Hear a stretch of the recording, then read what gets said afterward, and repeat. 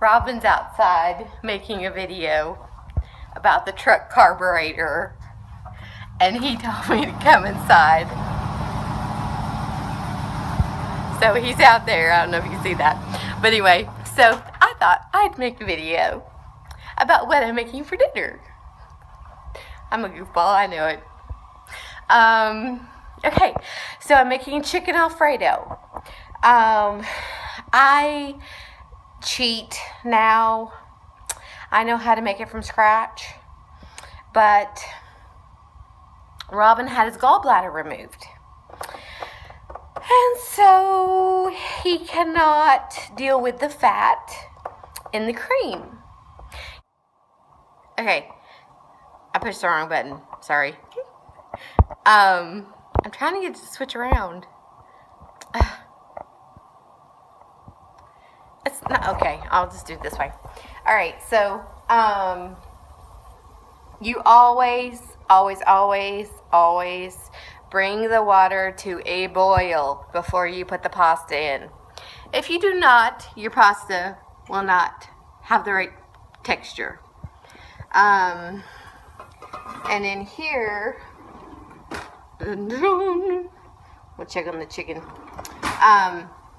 I usually use frozen. Woo! It needs some water. I usually use frozen chicken tenderloins. I have the heat on a little too hot. Turn it down a little bit. And it's kind of an emergency. It needs water fast, or else it'll scorch. Okay, so I usually cook my chicken with the lid on. I heat the pan up, put some butter in there and let it melt, and then throw some chicken tenderloins in there and put the lid on. Keep the lid on.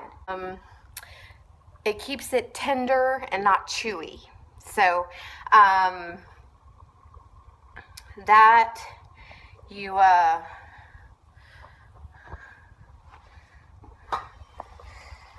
then if you run out of juices in there, usually the ice will, you usually want to cook them on medium high for about 15 to 20 minutes. And then my water is at a rolling boil. So I'm going to throw in the pasta. Okay, I usually eyeball things, but it's important to make sure that you have enough water in there, and it says on the box how much water to put in there. If you can't eyeball it and you don't know, do that.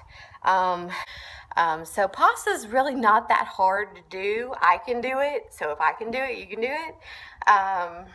But yeah, so we're gonna bring that back to a boil. And the key to it not overflowing is to watch it. And when it comes back to a boil, turn it, ooh, that's hot. Turn it down a little bit so it's not too hot, and then it shouldn't overboil and make a mess all over your stove. So we're gonna check the chicken. Looks good. And when you add a little bit of water to the chicken, you only add a little bit. When I added that, I didn't add a lot.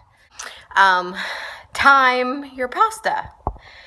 And there's some kind of old wives' tale about throwing it against the wall or whatever, and they threw it up on the ceiling to see if it would stick. But I don't know. I think if it sticks, it's done, or if it falls off, it's done. I don't use that method. I time my pasta, and you don't want crunchy pasta. You don't want mushy pasta. So there's a minute 31, 28, 27, 26, 25 on the pasta, And I need to check the chicken again. Yeah, it's sounding dry. It looks like it's getting close to being done. You can tell usually if it's done because it shrinks.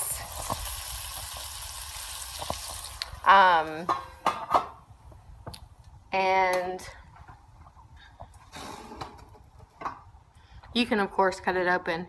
Someone taught me a rule once. I think that's only on beef. I'm not sure, but it's the that's well done, or that's rare, that's well done, or something like that. I don't know. I use this food thermometer usually on beef and chicken. I just usually eyeball or cut in half to make sure it's done. Oh, pasta's done. Okay, I'll quit rambling. I'm gonna go pour the pasta. Yummy! Chicken alfredo. So the last step is, of course, to dump the pasta into a strainer and strain it. And then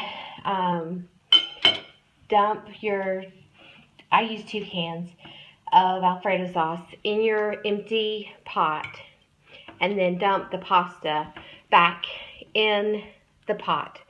And so you're combining the pasta and the alfredo sauce, and it heats up real quick. And then throw the chicken in there, and voila! You have dinner. I love you, Rainbow Dash. Love you too. Thank you, dear.